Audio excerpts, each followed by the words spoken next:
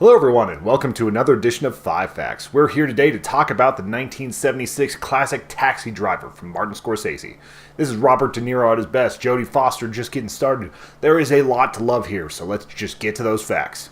Fact number 1, Robert De Niro was incredibly dedicated to making this movie perfect. At the time, he was actually working on a movie called 1900, which was being filmed in Italy. And he was so dedicated to this that he took a flight every Friday whenever he got off of filming to go and be a cab driver in New York City. So you're talking about probably a 10 to 12 hour flight minimum after working these long days shooting to do 15-hour days in a taxi cab just to make sure that he was authentically in this role. And that's pretty freaking dedicated. He also asked a lot of the people that he was with. He asked Jodie Foster and various other people to do rehearsal after rehearsal after rehearsal after rehearsal. And whenever they got so tired of it that they couldn't do anymore, he was still asking for more of them. They did tons of takes for this movie just because De Niro was so into it. Also, De Niro would go out to the Midwest and talk with a bunch of soldiers and try to get them to kind of impart that accent onto him. He would record them and listen to it over and over and over again so he could get that Midwestern soldier style accent. I know it's not a big difference to have a soldier thing, but to add authenticity for him being a Vietnam vet, he decided to go right after that. He had just won an Oscar for The Godfather 2, and only one time did somebody actually know who he was whenever he was driving, or at least spoke up about it. Fact number 2, Iris was based off of a real prostitute that the writer Paul Schrader encountered. Paul Schrader would go and pick up a prostitute at one point, and he took her to his house, and whenever they got there, he realized that she was both underage and addicted to drugs. Instead of having sex with her, he would go on to interview her all night, and in the morning, he called Scorsese up and said, "I think we've got our girl." They would end up changing a lot of the personality traits of the prostitute to match this person, and she would actually end up being in this movie. She was the handler for Jodie Foster's character, who is also called Iris. Before, her name was Garth, which is just an awful woman's name. Sorry if there's any Garths listening. It's weird. Fact number 3. Paul Schrader also based this movie off of his own real-life events. At one point in time, he had just been divorced and had just been broken up with by a girlfriend, and he really was not doing well. He squatted in his ex-girlfriend's house for months at a time while she went abroad, not telling anybody where he was, basically just being a complete shut-in. He'd go and get groceries and he wouldn't do anything else. He hung out there and basically got obsessed with guns, with porn, and with a lot of other unhealthy activities. He would end up picking up a job as a taxi driver because he had so much insomnia he didn't know what to do with himself. So most of this is a little autobiographical. He felt that if he had continued on that path, he would have had a full-on psychotic break. Fact number 4, this was the final film composed by Bernard Herrmann. You've probably heard a lot of scores by Bernard Herrmann. He was the one who came up with the Twilight Zone theme. He did Ben-Hur. He did tons of other movies, and he was a legend in the industry.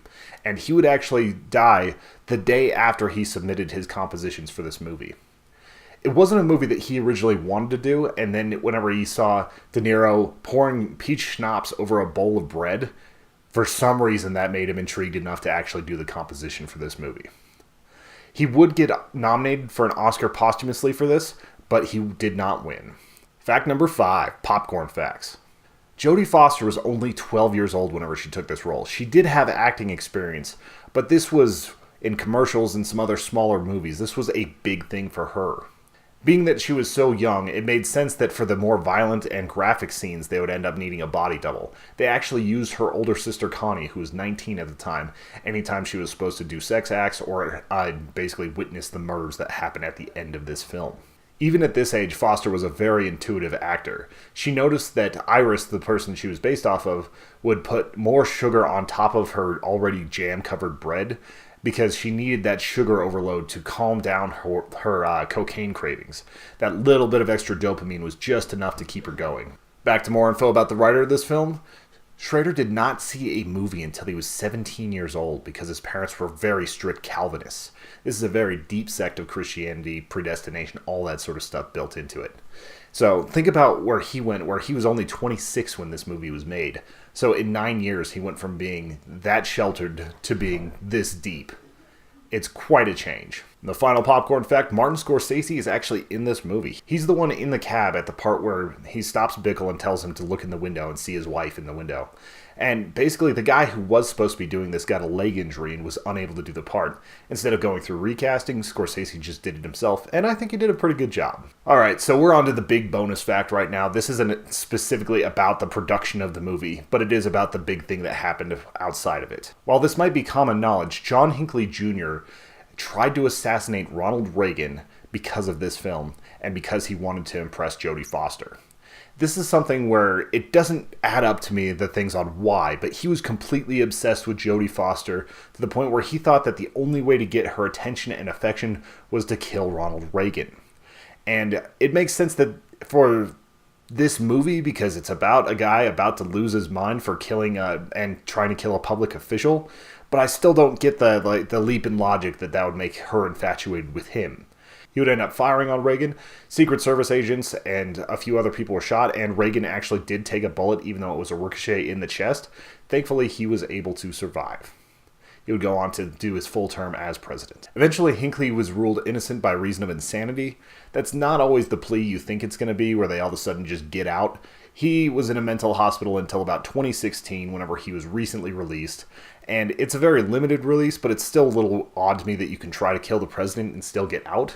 That just kind of surprises me. Taxi Driver is a fascinating movie. This is one where so much of what makes it great is unsaid. It's all DeNiro just emoting his way through this and just being electric on screen and creepy but charming and so many other things. Like I see so many influences on modern movies that are based on this. Like think of the new Netflix movie You and so many others where there's a very endearing and creepy quality to somebody. There's a desperation. There's so much in this performance, and everybody else is good in it. Harvey Keitel is a little bit like of a pimp, and like maybe that character's flatter, but he was still really good in it. Like Jodie Foster did a great job. Everybody involved in this movie did a fantastic job, and it would go on to inform film from that point onward.